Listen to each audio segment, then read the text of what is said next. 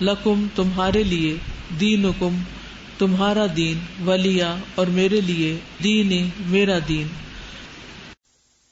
لکم دینکم ولی دین، تمہارے لیے تمہارا دین اور میرے لیے میرا دین. ان کا دین کیا تھا؟ دین شرک تھا، یعنی تم اپنے دین کی پیروی کر رہے ہو اور میرا اپنا دین ہے، یعنی میرا دین تمہارے دین سے مختلف ہے، یہ ایک نہیں ہے. اب دیکھیے کہ بہت دفعہ آپ نے وحدت ادیان کی بات سنی ہوگی کہ ہر دور میں یہ کوششیں ہوتی رہتی ہیں کہ سارے دینوں کا ملغوبہ بنا کے ایک دین بنا لیا جائے. باقی سارے تو اکٹھے ہو سکتے ہیں لیکن اس میں اسلام شامل نہیں ہو سکتا، کیونکہ یہ اللہ کا فیصلہ ہے کیا کہ دین اسلام باقی ادیان سے مختلف ہے. اور صرف مختلف نہیں بلکہ هو الذی ارسل رسولہ بالہدی ودین الحق لیظہرہ علی الدین کلہ ولو کرہ الکافرون. تو بات یہ ہے کہ یہ دین باقی ادیان پر غالب ہونے کے لیے ہے، کیونکہ یہ الہامی دین ہے جس میں کوئی شک ہے ہی نہیں. صرف یہ وہ واحد دین ہے کہ جس کی کتاب اور جس کی تاریخ محفوظ ترین ہے، جس کتاب میں 1400 سال سے کوئی تبدیلی نہیں ہوئی. اس مقابل کی کوئی کتاب کسی اور کے پاس نہیں ہے. اس دین کے لانے والے پیغمبر کی تاریخ حرف بحرف محفوظ ہے، آپ کی سیرت محفوظ ہے، آپ کے بولے ہوئے الفاظ کو لاکھوں کی تعداد میں افراد نے مل کر محفوظ کیا ہے. پوری ایک تاریخ ہے اس کی، اور اس معاملے میں کوئی دوسری قوم اس کے مقابل نہیں. لہذا یہ نہیں ہو سکتا کہ ایک سچائی کسی مشکوک چیز میں شامل کر دی جائے. سچائی تو روز روشن کی طرح واضح ہے، الگ ہے. اندھیرا اندھیرا ہے اور روشنی روشنی ہے.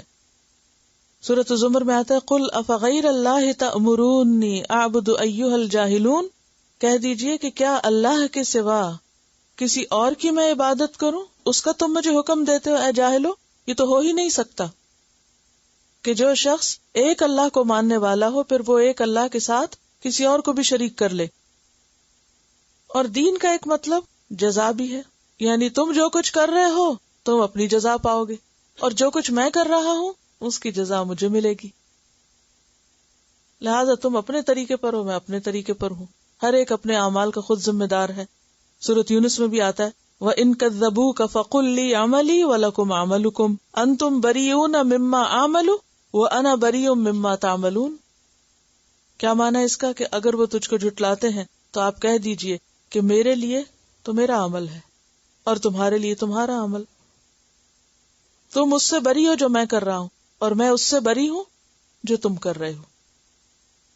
سورۃ القصص 55 میں بھی آتا ہے لنا اعمالنا ولکم اعمالکم.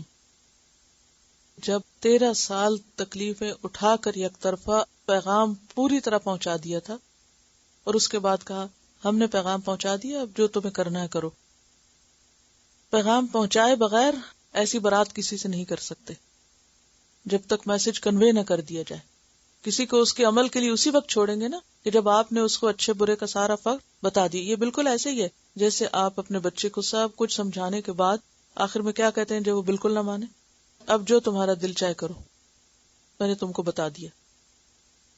اور دوسری بات یہ کہ کفار مکہ کو ایک طرح سے مکمل طور پہ مایوس کر دیا گیا، کیونکہ ان کا خیال یہ تھا کہ محمد صلی اللہ علیہ وسلم پر کسی نہ کسی طرح سے دباؤ ڈالا جائے گا تو یہ کمپرومائز کر لیں گے اور ہمارے بتوں کو برا بھلا کہنا چھوڑ دیں گے. اور اس کے لیے وہ ڈیلیگیشن کی شکل میں آئے بھی تھے کہ آپ صرف ان پر ہاتھ رکھ دیں ہم آپ کا دین قبول کر لیتے ہیں. کہا گیا کہ نہیں، یہ نہیں ہو سکتا، کیونکہ اللہ کے رسول صلی اللہ علیہ وسلم آخری رسول تھے اور وہ حق اور باطل کا فرق واضح کرنے کے لیے آئے تھے. اور اگر آپ اپنا یہ مشن مکمل نہ کرتے اور کسی بھی طرح کمپرومائز کر لیتے تو اس کا نقصان کیا ہوتا؟ آج ہمارے سامنے خیر اور شر کے پیمانے واضح نہ ہوتے، ہم فرق نہ کر پاتے کہ کیا ٹھیک ہے اور کیا نہیں ہے، کیا اچھا اور کیا برا ہے. تو بنیادی طور پر بات یہ ہے کہ اس بات کو واضح کیا گیا ہے کہ دین اسلام اور غیر دین ایک نہیں ہے، وہ الگ ہے، وہ الگ ہے. جی ہاں، یہ دین خالص ہے، کسی اور چیز کی آمیزش اس میں ہو نہیں سکتی، کی نہیں جا سکتی. وآخر دعوانا ان الحمد للہ رب العالمین. سبحانک اللہم وبحمدک اشہد ان لا الہ الا انت استغفرک واتوب الیک. السلام علیکم ورحمۃ اللہ وبرکاتہ.